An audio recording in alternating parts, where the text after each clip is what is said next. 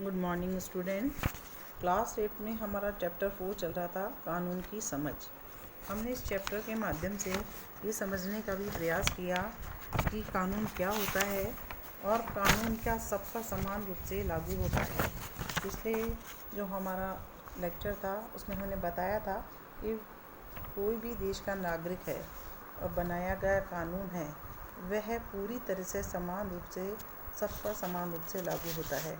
उसके लिए कोई भी व्यक्ति अलग अलग नहीं हो सकता है। बनाया गया कानून देश के प्रत्येक नागरिक को समानता के नज़रिए से देखता है और उसके जो भी दंड होते हैं उसकी न मानने पर उसे सभी को समान रूप से दंडित भी किया जाता है।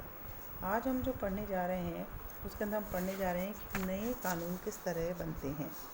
आप सभी को बताना चाहेंगे कि कानून बनाने में सबसे महत्वपूर्ण भूमिका होती है हमारी संसद की। यह प्रक्रिया कई तरह से आगे बढ़ती है। सबसे पहले समाज के विभिन्न समूहों की किसी खास कानून बनाने के लिए आवाज़ उठाते हैं। क्या होता है, जब भी हमें कोई समस्या होती है तो हम क्या करते हैं, अपनी उस समस्या का निवारण करने के लिए क्या करते हैं कि इसके लिए कोई कानून बने, उसके लिए आवाज़ उठाते हैं। ये संसद की जिम्मेदारी होती है कि वे लोगों की जो समस्याएं हैं उसको सुने और उसके प्रति संवेदनशील हो।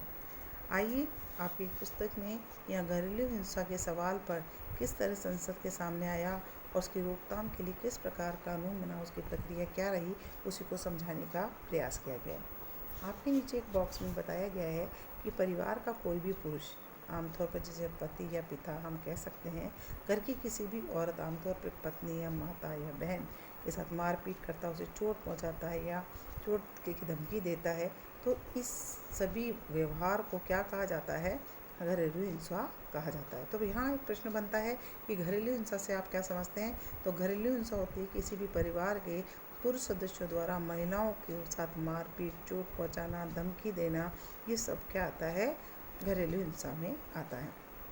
औरत को ये नुकसान किसी भी प्रकार से पहुंचाया जा सकता है, चाहे वो शारीरिक मारपीट के रूप में हो या भावनात्मक हो, शोषण के कारण पहुंचा सकता है। ये शोषण मौखिक हो सकता है, यौन या फिर आर्थिक शोषण से संबंधित भी हो सकता है।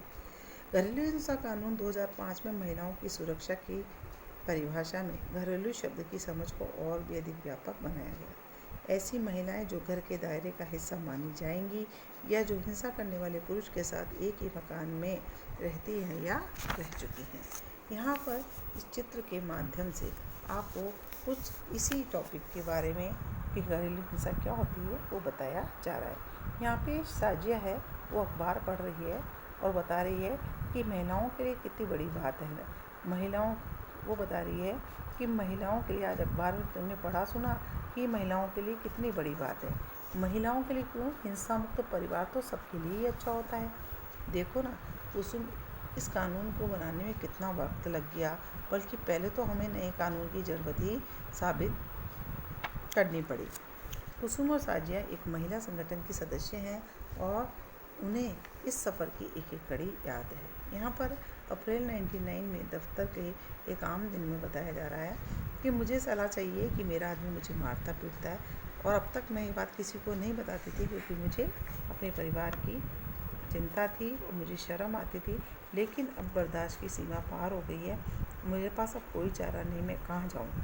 इधर दूसरी औरत बोलती है कि मेरा बेटा बहू मुझसे अच्छा बर्ताव नहीं करते, भला बुरा कहते हैं, बैंक के खातों के इस्तेमाल भी मैं नहीं कर सकती, वे मैं चाहे तो मुझे घर से भी निकाल सकते हैं, मैं पुलिस के पास नहीं जाना चाहती। वह औरत कहती है जिसका पति उसे पीटता है, वो बोलती है कि मैं पुलिस के पास नहीं जाना चाहती, मैं तो बस यही चाहती हूँ कि मेरा पति मुझे मारे नहीं, अर्थात मारपीट बंद कर दे। दूसरी तरफ जो बूढ़ी औरत है जिसके बेटे वो उसे परेशान करते हैं, वही चाहती है कि मुझे घर से नहीं निकाला जाए।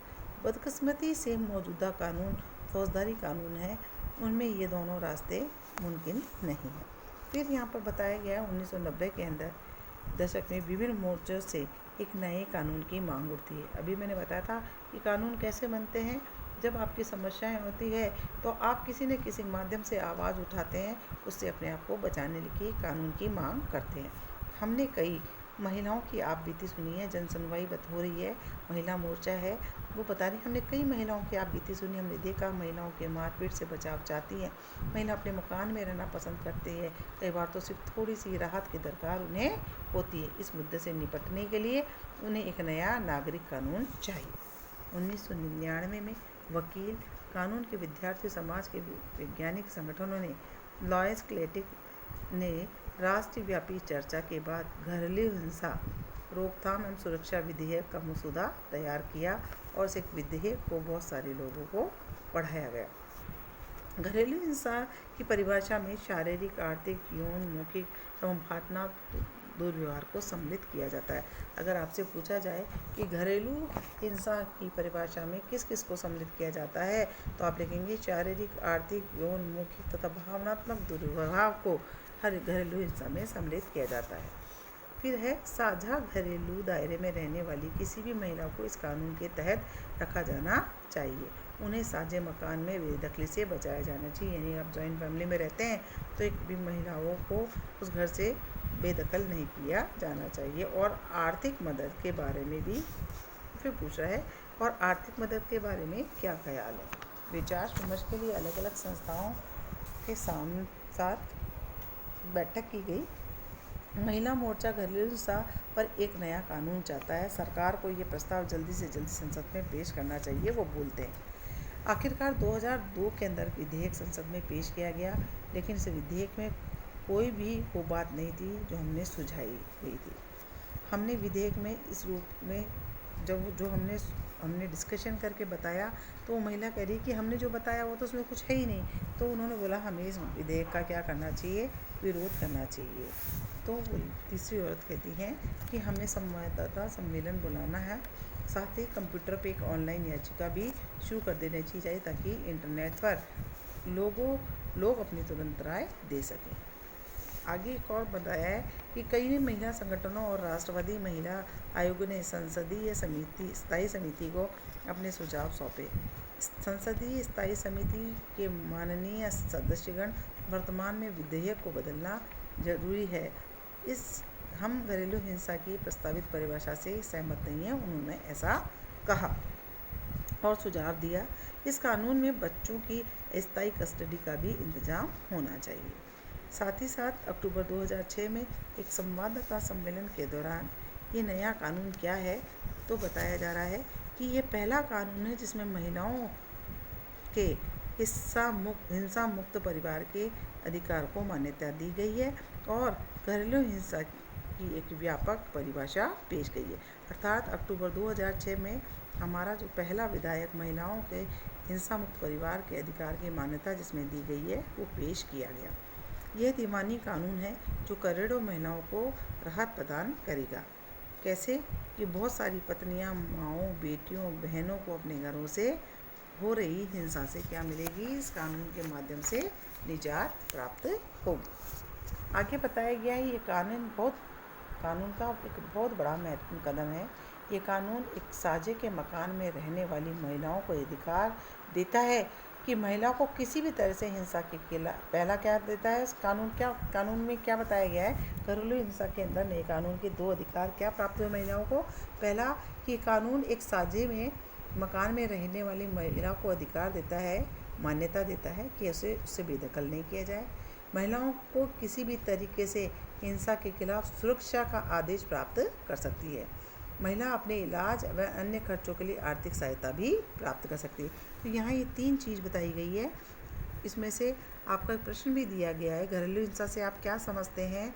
हिंसा के शिकार महिलाओं को दिए गए नए कानून में 2 अधिकार बताइए। तो ये जो हमारा अभी मैंने पढ़ा है, पेज नंबर आपका जो है 48 पर, इसके अंदर आपके 3 अधिकार महिलाओं को दिया गया है कि उसको मकान से बेदखल नहीं किया जा सकता, उसे हिंसा के खिलाफ सुरक्षा प्राप्त करने का अधिकार होता है और इलाज व अन्य खर्चों के लिए आर्थिक सहायता प्राप्त कर सकती है। तो इस प्रश्न के उत्तर में इसे बनाकर लिखें। ये कानून इतना महत्वपूर्ण क्यों है। अब एक और लंबा सफ़र शुरू होता है। हाँ, हमें इस बात का ख्याल रखना होगा कि इस कानून में जिन बातों का वादा किया गया है उन्हें सचमुच लागू किया जाए। हमें इस तरफ नज़र रखनी होगी। हमें महिलाओं, पुलिस, न्यायपालिका सभी को इस कानून के बारे में क्या करना होगा, शिक्षित करना होगा। ठीक है, आगे चलते हैं। यहाँ पर आपको एक चित्र और दिखाया गया है नीचे। जिन महिलाओं के साथ हिंसा या दुराचार होता है उन्हें आमतौर पर पीड़ित माना जाता है। पीड़ित किसे माना जाता है? जिन पे हिंसा या दुराचार होता है।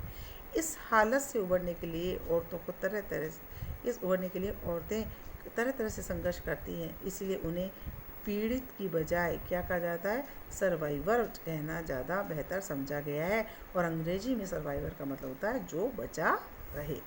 ठीक है, आगे बढ़ते हैं। इस उदाहरण से ही साफ हो जाता है कि नागरिकों की भूमिका कानून बनाने में अहम होती है। जनता की चिंताओं को कानून के दायरे में लाने के लिए संसद की मदद कर सकते हैं। इस प्रक्रिया का हर चरण में नागरिकों की आवाज़ बहुत मायने रखती है। आज टेलीविज़न रिपोर्ट, अखबारों, संपादकीय, रेडियो प्रसारणों, आम सभाओं के जरिए सुनी और व्यक्त की जा सकती है। इस सारे संचार माध्यम के जरिए संसद का काम ठोस और पारदर्शी तरीके से जनता के सामने आता है। तो बच्चों, आज आपने देखा कि किस प्रकार से कानून को बनाया जाता है। इसको हमने यहाँ पर जानने की कोशिश की। कानून जब भी बनता है जब हमारे पास कुछ समस्याएं आती है, उन समस्याओं को हम क्या बोलते हैं, उसके लिए आवाज़ उठाते हैं और फिर